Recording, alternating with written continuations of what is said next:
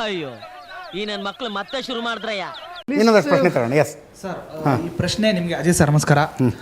ನಾನೊಬ್ಬ social media influencer. ನಿಮ್ಮ ಪ್ರಕಾರ ರೀಲ್ಸ್ ಮಾಡುವನು ಅಜಿತ್ ಈ ಫಿಗರ್ ಎಲ್ಲೋ ನೋಡ್ದಂಗ ಐತಲ್ಲ, ನಂಗೂ ಹಂಗೆ ಅನ್ನಿಸ್ತಾ ಐತೆ. ಹನುಮಕ್ಕನವರು ಹಿಂದೂನಾ ಇಲ್ಲ ಜೈನ? ನನ್ನ ಧರ್ಮ ನನ್ನ ಜಾತಿ ಪಬ್ಲಿಕ್ ಪ್ಲಾಟ್ಫಾರ್ಮಲ್ಲಿ ಯಾಕೆ ಡಿಸ್ಕಸ್ ಆಗಬೇಕು? भाई मजा आया ಇದು ತುಂಬಾ ಜನ ಪ್ರಶ್ನೆ ಆಗಿತ್ತು. ಅಲ್ಲ ಒಂದು ನಿಮಿಷ, ಪ್ರಶ್ನೆ ಕೇಳೋರೇನ್ರಿ ಏನೇನೋ ಕೇಳ್ತಾರೆ. ನಾನು ಯಾಕೆ ಡಿಸ್ಕಸ್ ಆಗ್ಬೇಕು ಹೇಳಿ? ನನ್ನ ಧರ್ಮ ಮತ್ತು ನನ್ನ ಜಾತಿ ಯಾಕೆ ಪಬ್ಲಿಕ್ ಪ್ಲಾಟ್ಫಾರ್ಮಲ್ಲಿ ಡಿಸ್ಕಸ್ ಆಗಬೇಕು ಅಲ್ವಾ? Then next question. ಇಲ್ಲ ಸರ್, ಇದೇ ಕ್ವಶನ್ ಆಗಿತ್ತು. ಅವ್ರ ಪ್ರಕಾರ ನಾನು ನಿಮ್ಮ ಎದುರುಗಡೆ ಇಟ್ಟೆ ಅಷ್ಟೇ. खत्म bye bye tata good bye गया. ಸಿಮಿಲರ್ ಪ್ರಶ್ನೆ ಈ ಇದೇ ಕೇಸಲ್ಲಿ ಒಂದೇ ನಿಮಿಷ, ಅಂದರೆ ನನ್ನ ಧರ್ಮ ಮತ್ತು ನನ್ನ ಜಾತಿ ಮ್ಯಾಟ್ರ್ ಆಗುತ್ತೆ ಅನ್ನೋದಾದ್ರೆ ಸಮೀರನ ಧರ್ಮ ಕೇಳಿದ್ರೆ ತಪ್ಪ?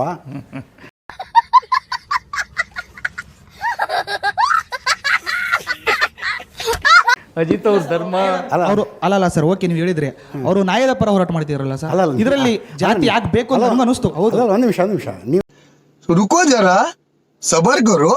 ನೀವು ಯಾವುದನ್ನು ನ್ಯಾಯ ಅನ್ಕೊಂಡಿದ್ದೀರೋ, ನೀವು ಯಾವುದನ್ನು ನ್ಯಾಯ ಅನ್ಕೊಂಡಿದ್ದೀರೋ ಆ ಆ್ಯಂಗಲ್ನಲ್ಲಿ ಮಾತಾಡೋರು ಕರೆಕ್ಟು ಅಲ್ವಾ?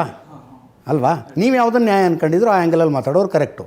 ನಾವು ಕೂತ್ಕೊಂಡು ವರ್ಷಗಟ್ಟಲೆ ತಲೆ ಕೂದಲು ಉದುರಿಸ್ಕೊಂಡು ಸ್ಟಡಿ ಮಾಡಿ ಒಂದು ಅಧ್ಯಯನ ಅಂತ ಇಟ್ಕೊಂಡು ಸರ್ ಜನ ಎಲ್ಲ ನಿಮ್ಮಿಂದಾನೆ ದೇಶ ಹಾಳಾಗ್ತಿರೋದು. ಹೋಗ್ರೋ ಬರ್ಕಿ ನನ್ನ ಮಕ್ಕಳ ಅಂತ ಇದಾರಲ್ಲ ಸರ್, ಜನ ಎಲ್ಲ ಇದನ್ನೇ ನಂಬ್ತಾರೆ.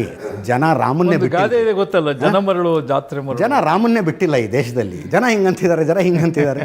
ರಾಮನ್ನ, ಕೃಷ್ಣನ, ಗಾಂಧಿನ ಬಿಟ್ಟಿಲ್ಲ ಈ ದೇಶ. ಸೀತೆನ ಬಿಟ್ಟು ಜನ ದಡ್ಡ ಅಂತೀರಾ ಸರ್? ಜನರು ದಡ್ಡ ಅಂತೀರಾ? ಮೊದಲು ಸರಿಯಾಗಿ ಮಾತಾಡೋದ್ ಕಲಿ. ದಡ್ರಲ್ರಿ.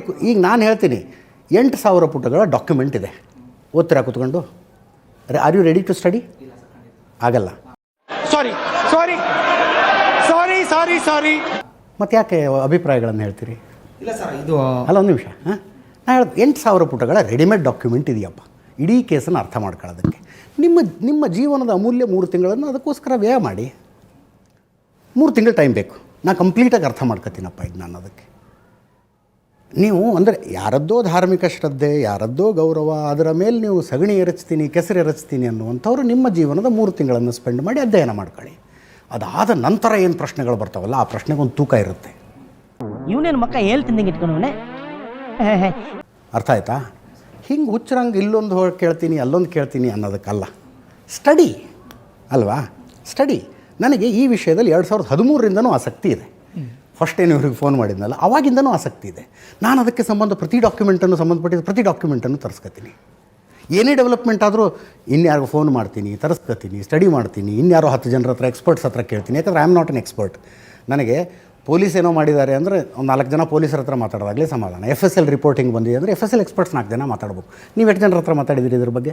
FSLನವ್ರ ಹತ್ರ ಮಾತಾಡಿದಿರಾ, ಪೊಲೀಸರ ಹತ್ರ ಮಾತಾಡಿದಿರಾ, ಅಡ್ವೊಕೇಟ್ ಹತ್ರ ಮಾತಾಡಿದಿರಿ, ಯಾರ ಹತ್ರ ಮಾತಾಡಿದಿರಿ ನೀವು? ಮಾತಾಡಿಲ್ಲ. ದೆನ್ ಮತ್ತೆ ಹೆಂಗೆ ಒಂದು ಕನ್ಕ್ಲೂಷನಿಗೆ ಬಂದ್ರಿ? ಸರ್ ಕನ್ಕ್ಲೂಷನಿಗೆ ಬಂದಿದ್ದಲ್ಲ. ಮತ್ತೆ ಸರ್ ಇದು ನಾವು ಅಲ್ಲ ಏನು ಕನ್ಕ್ಲೂಷನ್? ಅಲ್ಲ ಸರ್, ಈ ವಿಷಯದ ಬಗ್ಗೆ ನಮಗೆ ಅಷ್ಟು ಪರಿಪೂರ್ಣವಾಗಿ ಗೊತ್ತಿಲ್ಲ.